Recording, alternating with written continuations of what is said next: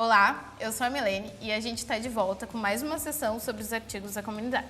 E eu sou o Jadson Gomes e nessa semana a gente vai falar aí sobre um guia completo do ES10, funcionalidades novas do JavaScript e por que vocês não deveriam usar o Moment.js.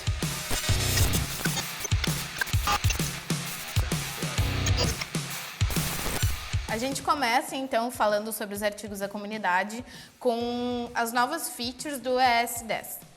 Muito legal, né? Porque o JavaScript, inclusive, tem essa confusão da nomenclatura, né? Não se usa mais ES10, apesar de a comunidade acabar usando mesmo, é ES 2019.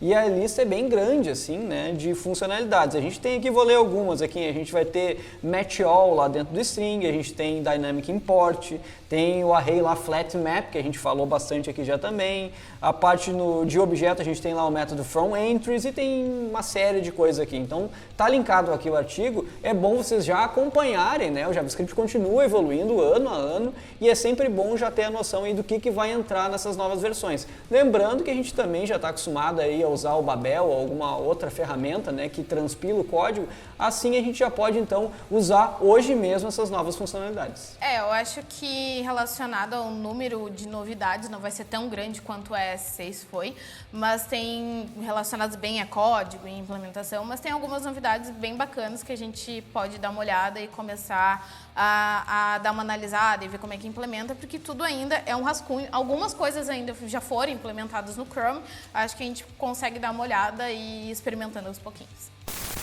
E um artigo dessa semana aí, meio clickbait o título, assim, mas muito interessante, é por que você não deveria usar o Moment.js. Obviamente me chamou a atenção, né? Todo mundo usa o Moment.js e eu quis lá conferir para ver quais eram os argumentos, né, em relação a isso, a parar de usar o Moment.js. E realmente, nesse estudo de caso que eles fizeram, foi até bom, né? E é bom que vocês leiam também para saber quais são os problemas ao usar uma biblioteca assim. E coisas que eu realmente não sabia, a parte de performance, né? E outras coisas também que eles mostram lá.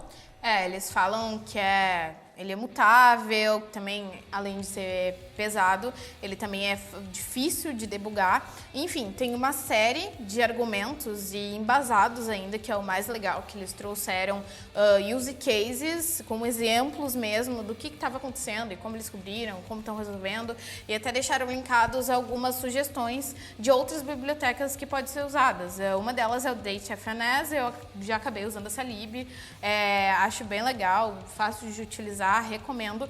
Eu acho que vale dar uma olhada, uma lida no artigo para ver se algum problema que está acontecendo na tua aplicação não é por causa desse carinha aqui que todo mundo usa. E é aquele problema clássico, né? Às vezes a gente está usando uma coisa há tanto tempo que a gente esquece que aquela dependência está lá, e é sempre bom a gente ter em mente, então, que se, né, a gente está usando o Moment.js nas nossas aplicações e se tiver algum problema de performance, a gente já sabe onde ir no código para resolver.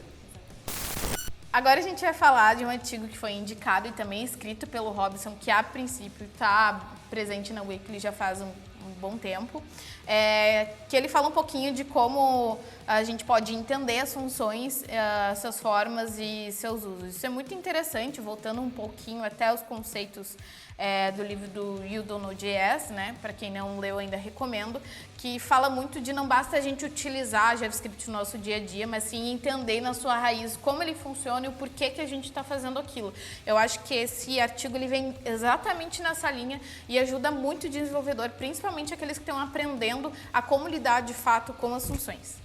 Justamente, e bom, aprender funções de JavaScript é meio junto, assim, né? Tem que estudar bastante e tem muito pano para manga mesmo, né? Tem muita coisa para aprender dentro de funções, lá com introdução de Arrow Functions também, que também tem algumas coisas diferentes, então vale muito. E agradecimento aí de novo ao Robson, né, por essa tradução e série de artigos que ele está fazendo. E temos um artigo aqui muito interessante indicado pelo Tonato, muito obrigado Tonato, que é o KV Storage. Esse é um artigo lá no site do Google e me chamou bastante atenção porque a primeira impressão que eu tive que era apenas uma alternativa ao Local Storage. Mas ele é muito mais complexo que isso, esse artigo, né? Então, a primeira coisa é que ele é um módulo built-in. O que é um módulo built-in? Inclusive, eu já tinha lido sobre a especificação, mas aqui nesse artigo fica bem mais claro, que agora as novas especificações de JavaScript aí vão permitir que a gente tenha módulos que são nativos do navegador, apesar de não serem carregados já de cara como funciona hoje, né? Então esse KV Storage é um módulo nativo que a gente pode usar como import mesmo. A gente importa ele e ele vai fazer parte então de uma coleção, né, de novos módulos que vão surgir a partir de agora, que são tratados como standard. Então é basicamente como se a gente pudesse criar um módulo nosso mesmo, né? Só que eles vão vir já diretamente com o browser e a gente pode importar. Falando sobre o KV Storage, então, ele é uma alternativa muito melhor aí, né? Na verdade ele é um meio termo, porque Local Storage, a API é muito simples, porém ele é síncrono, né? E tem uma performance muito ruim. Já a API de IndexDB é muito ruim, muito difícil de se trabalhar. Então aqui a gente vai ter um meio termo aí que vai ser nativo nos navegadores. O legal é que o KV Storage, ele basicamente, como o Jadson falou, como se a gente tivesse um módulo de JavaScript. Mas ele é oferecido diretamente pelo browser de forma nativa para que a gente possa estar utilizando. E agora, um artigo indicado e escrito pelo Vinícius que fala um pouquinho sobre o que é o GraphQL através de exemplos. E eu achei muito legal, Jadson, que ele começa... Eu sou um pouco suspeita, gosto muito dos artigos do Vinícius, acompanho ele, muito do que eu escrevia e lia, estudava sobre Vue. Eu vi muito com ele. Então, não diferente de todos, esse é muito completo e bem profundo até. Ele fala bastante, inicia, que isso que eu achei muito interessante, o que não é o GraphQL. Então, já para desconstruir aquela visão dos preconceitos que as pessoas possam ter com o GraphQL. E logo após isso, ele começa a escrever o que é de fato o GraphQL e mostrar exemplos de implementação e desde o iniciozinho até um pouco mais elaborado. Eu achei muito legal, vale a lida e obrigada. É isso aí, é legal porque GraphQL está sempre presente aqui na Weekly, né? E é uma das tecnologias aí que já vem há alguns anos crescendo cada vez mais. E para 2019 está em todas as listas aí de quais tecnologias apostar, né, nos próximos anos, então com certeza vale a lida. E se tu curte o conteúdo da Brasil ATS no YouTube, deixa um like aqui, comenta e compartilha nas suas redes e também se inscreve aqui no canal e não deixa de ativar o sininho das notificações. Aproveitando o momento blogueirinhos aqui do vídeo, quero lembrar sobre a loja, tem sempre produtos novos e também nos siga nas redes sociais para se manter conectado sobre as últimas notícias do mundo de tecnologia. E temos um artigo escrito e indicado aqui pelo nosso grande amigo William Justin. Obrigado, William, que é convertendo um Class-Based Component para React Hooks, pegando aí, né, o gancho no React Hooks, que está bem em alta aí no momento. Me interessou bastante esse artigo por trabalhar com React e conviver o dia a dia trabalhando com isso. Eu ainda não experimentei o React Hooks, não vi como é que funciona como um todo. E esse artigo eu achei muito legal, porque vai desde o iniciozinho, a gente pega o William pega um componente e transforma utilizando o React Hooks, e aí a gente consegue ver bastante uma diferença de tamanho até e simplicidade de código. Eu acho muito interessante, recomendo bastante para quem está começando a aprender ou começando a se conectar aí a essas novidades do React Hooks. E tá saindo lá no CSS Tricks uma série, né, uma série de artigos sobre Web Components, né? A gente fala bastante aqui sobre Web Components, também aposto bastante nessa tecnologia em 2019, então já vale entrar lá, é um artigo bem completo falando sobre os princípios ali de Web Components, como iniciar um projeto já usando essa nova tecnologia. A gente volta para o ponto da importância de gerar conteúdo para aqueles que estão aprendendo, né? Conteúdo atualizado e de qualidade. Então esse é mais um desses conteúdos que vem para agregar com certeza para a comunidade, para aqueles que estão entrando, começando a aprender. Eu acho que a gente pode ficar ligado nessa série de artigos que vai ser bem interessante. Jadson deu uma fugidinha, Deza está aqui de volta comigo para a gente continuar comentando sobre os artigos importantes da comunidade.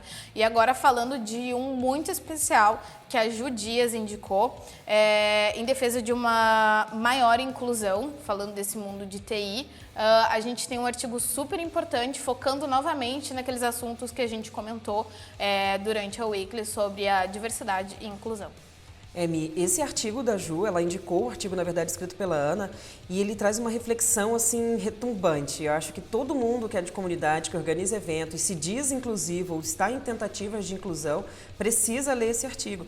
Ele fala um pouco sobre a criação de grupos, de pequenos grupos e nichos, se realmente esses grupos que a gente cria para que sejam inclusivos, por exemplo, com nominação de mulheres, com nominação de pessoas negras, nominação sobre gênero, se realmente esses grupos que a gente está criando estão sendo inclusivos. Porque tem alguns exemplos ali de Jungle Girls, Rails Girls, e assim, é para todas as girls, todas as mulheres, inclusive mulheres trans, mulheres pessoas não binárias. Essa discussão é super importante, então esse artigo me fez refletir bastante, inclusive, nas ações que a gente tem relacionado também a pessoas negras e a diversidade de uma maneira geral. Falar a linguagem específica do público LGBT é bem importante, não é a mesma coisa, a gente precisa entender para falar melhor, para fazer melhor, não colocar todo mundo de diversidade na mesma gaveta e achar que todas as ações podem ser replicadas. Então, eu recomendo muitíssimo a todas as pessoas que estão fazendo, que acham que já estão fazendo muito bem essas ações de diversidade e inclusão, olhem com mais carinho, leiam com bastante atenção esse artigo. Inclusive, ela fala sobre os eventos em que as pessoas transgêneros têm que se identificar nas recepções dos prédios. Então, isso já é um fator de opressão, a gente precisa ter mais cuidado com essas questões, porque se a gente está incluindo, mas existem ainda pessoas que não se sentem seguras para participar conosco, nós ainda estamos errando. Então, como é que a gente pode melhorar, fazer isso de uma maneira, de fato, inclusiva para todo mundo? E é legal prestar atenção, Deza, que mesmo a gente que está nesse mundo de diversidade, tentando entender, a gente tem muito ainda que evoluir e a gente tem que reconhecer que a gente tem que evoluir isso e começar a prestar atenção nesse tipo de assunto. Eu gosto sempre de falar que diversidade não é a mulher branca, heterossexual presente em eventos. Não é só isso, é muito mais que isso. Eu acho que a gente está cada vez caminhando mais em direção de evoluir a nossa visão, reconhecer nossos erros e começar a mudar o que de fato é importante para todos nós, né? E com esse artigo muito legal daí que a Ju mandou pra gente, a gente vem se despedindo aqui da série Artigos da Comunidade. Agradecemos a presença da Mi, da Tag Livros, que liberou a Mi para vir aqui conversar com a gente. E até a próxima!